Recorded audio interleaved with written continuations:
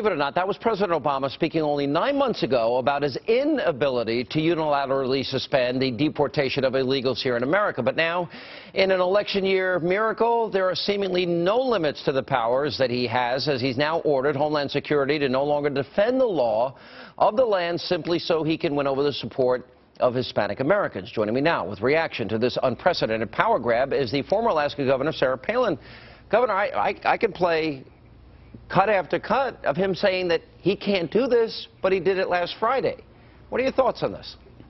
Well, I don't know if it's unprecedented power grab, because we've seen him do this over and over again and with other aspects of policy that he has mandated to the citizens of America with Obamacare and with usurping 10th Amendment rights of our states and Commerce Clause and so many other things.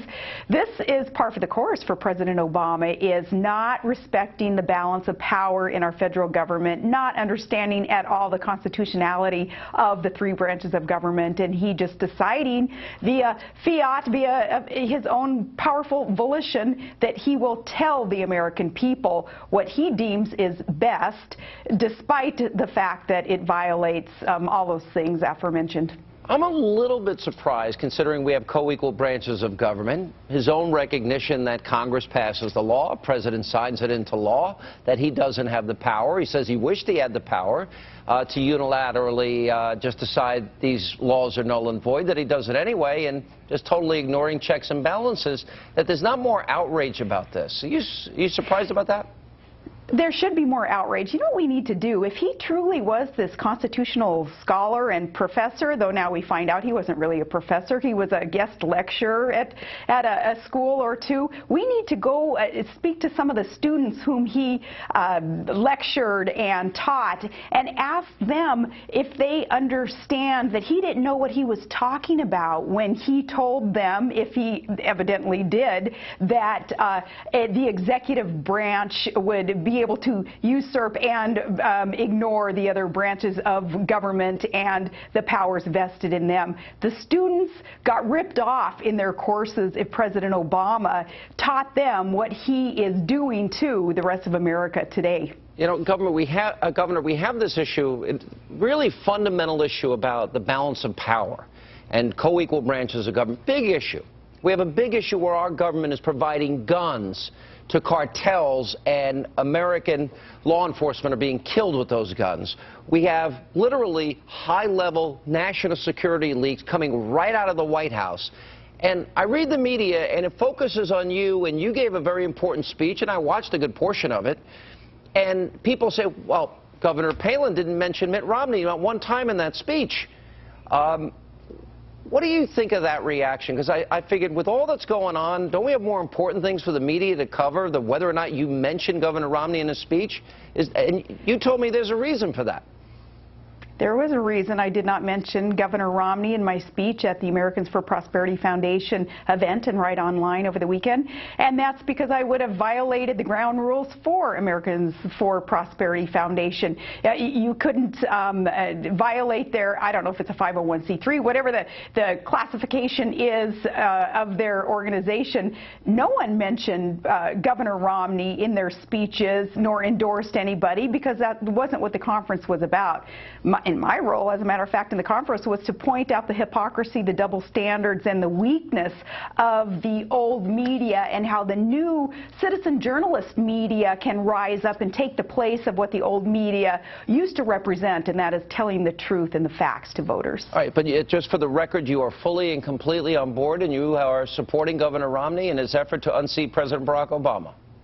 I have said from day one, and Sean, I think that you have said the exact same thing. It's been anybody but Obama. We have a presumption nominee now in the GOP process after a good, competitive, and very spirited competition to find that presumptive nominee. And yes, if that vote were to be taken today, obviously I would vote for Governor Romney over President Barack Obama in a heartbeat. I wouldn't blink because I go back to what I said at the beginning. Anybody but Obama. All right, it seems like this is going to be a choice election. I think we're at a tipping point as a country. I'm going to ask you about that when we get back. We'll have more with Governor Palin when we And we continue now with former Alaska Governor Sarah Palin. Governor, Senator Cornyn has suggested that Eric Holder, the Attorney General, resign. A couple of issues he's now facing. One is the failure to appoint a special prosecutor in the leak scandal, national security leaks making the president look good, and the other has to do with the Fast and Furious. We're providing guns to these cartels. Here's what Darrell Issa said after a year and a half of stonewalling as it relates to the Attorney General. Let me play it for you. He came with an offer of a briefing. We went through the process of what was being offered and responded, as I think we have to, which is that the documents that they may choose to give in the future, we need to have before tomorrow. Ultimately, the documents necessary to cause a postponement appear to be in their possessions. We're hoping that we have them tonight. If we can evaluate them even partially, then that will give us grounds to negotiate a postponement and perhaps a final resolution. How big are these two scandals in your estimation?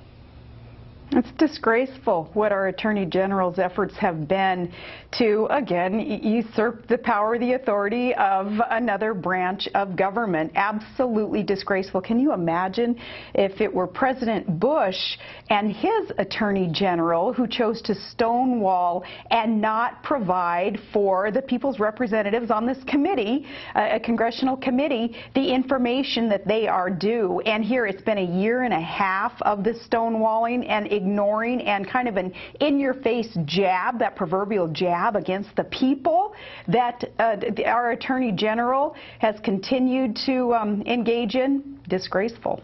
You know, Governor, as you have spoken and reflected back on the 2008 campaign, and you've spoken out about it, you felt that really the McCain-Palin ticket was too easy on Barack Obama. We're 140 days out of this election. What would be your advice if Governor Romney's watching or listening tonight, or his campaign? What is your advice to them this time around? Don't do what we did in holding back the information that the people deserve to hear. And it wasn't Senator McCain who chose to hold back information regarding a sitting state senator who is running for president, the highest office in the land, and his voting record and his statements and his past associations and present associations and his pals. You cannot hold back vetted information that is so necessary in order for the electorate to make a good decision. We are finding so much now about President Barack Obama and his past and present associations with anti-American, Marxist professors whom he sought out, very proudly and aggressively sought out to learn from. We learn so much now about who and what shaped President Barack Obama and some of the socialist ideas of his that they fail in other countries and they will fail here in this country. We find out about those, Sean, today, and now it's too late, 4 years later. So for Governor Romney and for his staff that needs to be very, very aggressive and not hold back on information that they will uncover, we need to make sure, in fairness to the electorate, that they are giving all the information. Isn't the big difference, though, is that this time, Barack Obama was sort of an unknown, and he had a speech, and maybe the moment was right, and he stuck to his message for the most part. The media went along without vetting him. Is the biggest political weapon they have his record, his failed record? And how much do you focus on that? Absolutely, it is the record, but it's also those elements of his life that went into shaping him.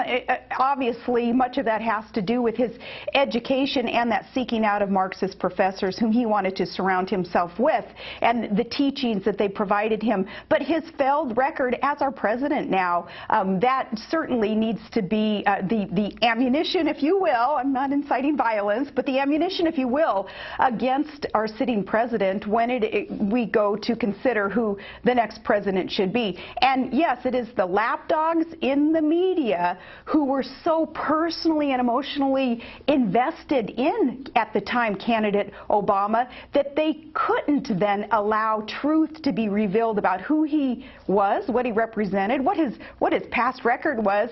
But so many, even in the media today, have seen the light and understand that for this republic to be defended, we need to make sure that all candidates are vetted. All right, Governor, it's always great to have you. Thank you so much for being with us. And coming up, well, President